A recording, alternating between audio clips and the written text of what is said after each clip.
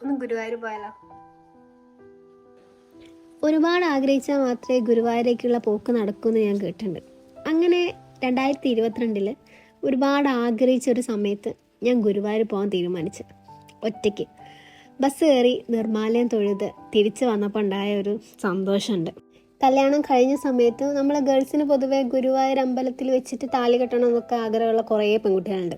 അതേപോലെ തന്നെ അത് നടന്നില്ലെങ്കിൽ കൂടെ അത് കഴിഞ്ഞതിന് ശേഷം അവിടെ ഒന്ന് പോകണം, ഒരുമിച്ച് പോകണം എന്നുള്ള ആഗ്രഹം ഉണ്ടായിരുന്നു. ഒന്നും നടന്നില്ല.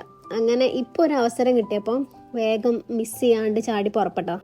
പൊതുവെ ഒറ്റയ്ക്കുള്ള യാത്രയൊന്നും എനിക്ക് അത്ര ഇഷ്ടമല്ല, കാരണം വല്ലാത്ത ഒരു ഒറ്റപ്പെടൽ ഫീൽ ചെയ്യുന്നതുകൊണ്ട് തന്നെ. പക്ഷേ അന്ന് ഗുരുവായൂരിലേക്കുള്ള ട്രിപ്പ് ഞാൻ പറഞ്ഞുതരാം.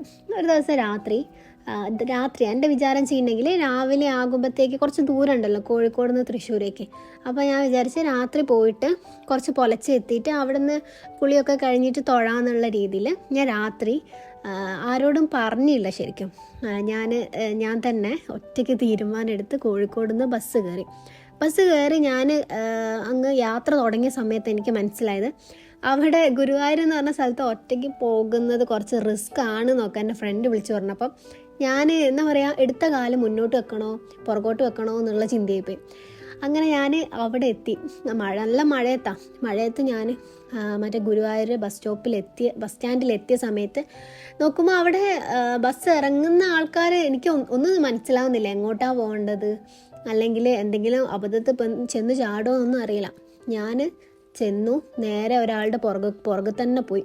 നോക്കുമ്പം ഏതോ കിഴക്കേ നടയോ ഏതോ ഒരു നടയിലാണ് ഞാൻ എത്തിക്കഴിഞ്ഞ് പിന്നെ നേരെ പോയി അവിടെ ഡ്രസ്സ് മാറ്റാനും പിന്നെ ഒന്ന് വാഷ്റൂം കാര്യങ്ങളൊക്കെ ഉള്ളതുകൊണ്ട് തന്നെ ഞാൻ അവിടെ പോയി ജസ്റ്റ് വാഷ്റൂമിലൊക്കെ കയറി ഡ്രസ്സൊക്കെ മാറ്റി ഞാൻ ക്യൂ നിൽക്കാൻ തുടങ്ങി. അതായത് രാവിലെ എനിക്ക് തോന്നുന്നു ഒരു 1:30-2 മണിക്ക് നിന്നിട്ട് എനിക്ക് തോന്നുന്നു 4 മണിക്കോ 4:30 എന്താണ് ആ ഒരു നിർമ്മാലയം കഴിഞ്ഞ് ഞാൻ തൊഴുന്നത്.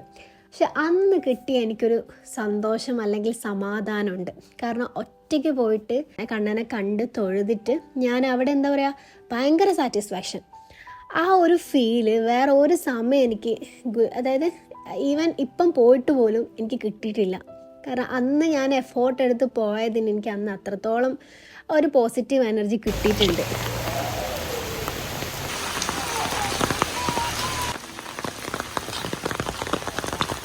ഇത് ചെറിയാണോ? അവിടെ 2 ചോട്ടാസ്.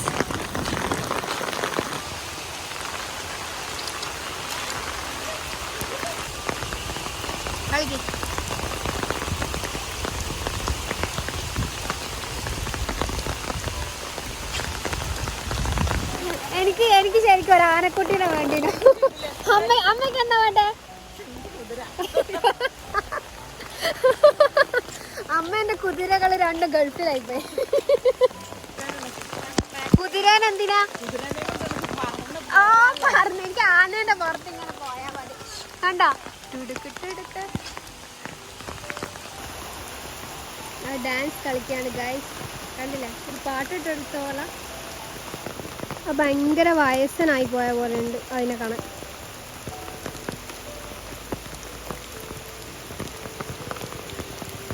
നല്ല രസമുണ്ട് കാണാൻ കേട്ടോ. ഇതിൻ്റെ ഒരു കുട്ടിനെ കിട്ടാണ്ട വഴി. കുറേ എണ്ണങ്ങളുണ്ട്. അമ്മേനെ പോലത്തെ ഒരു ആനയതാ.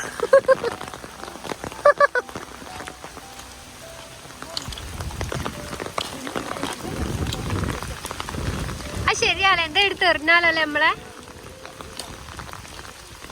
ഹായ്.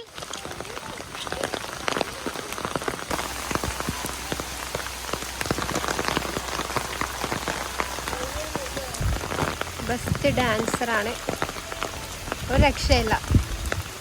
സ്റ്റോപ്പ് ചെയ്യാണ്ട് നല്ല രസമുണ്ട് അതിൻ്റെ കളിയാണ്. സത്യം പറഞ്ഞാൽ നല്ല രസമുണ്ട് കാണാൻ. നോക്കൊന്നിന് ഈ നെറ്റിയിൽ കുറിയൊക്കെ ഉണ്ട്. കണ്ട, നെറ്റിയിൽ കുറിയൊക്കെ ഉണ്ട്. സുന്ദരന.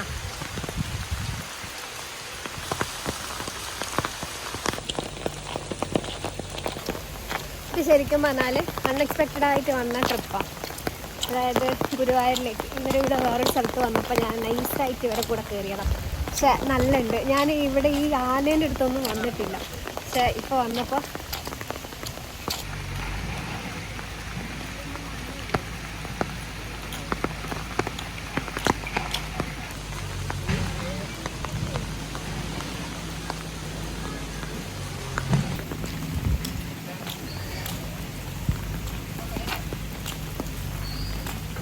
പാട്ടുകളാണ് കൂടുതലായിട്ടുള്ളത്. അത് തക്ക വിഷയമല്ല. നമുക്ക് അറിയന്മാർക്ക് വേണ്ടിയിട്ടുണ്ടാവുന്ന പോലെ ഉണ്ടാവുന്നില്ല എന്ന് പറയുന്നതിലും ഇങ്ങനത്തെ കളിക്കുന്നത് കുതിരയിലങ്ങനെ അടിച്ചിട്ടുണ്ടെ കുതിര ഓടിയിട്ടുണ്ടെങ്കിൽ നമ്മള് മറിഞ്ഞു വീഴൂല ഏടെങ്കിലും.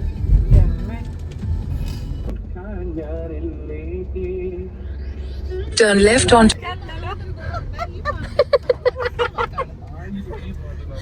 എനിക്ക് എൻ്റെ ചാർജ് ഇല്ല, എനിക്ക് മറ്റേ പിന്നുമില്ല. അപ്പൊ ഞാൻ എന്ത് ചെയ്തു, അമ്മേന്റെ ഫോൺ വാങ്ങിയിട്ട് അമ്മേന്റെ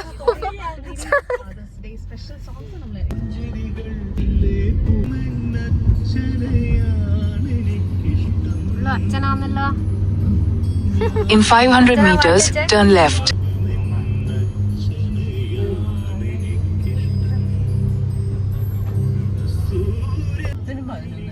അടിപൊളി സ്ഥലല്ലേ. Turn left. കാണാൻ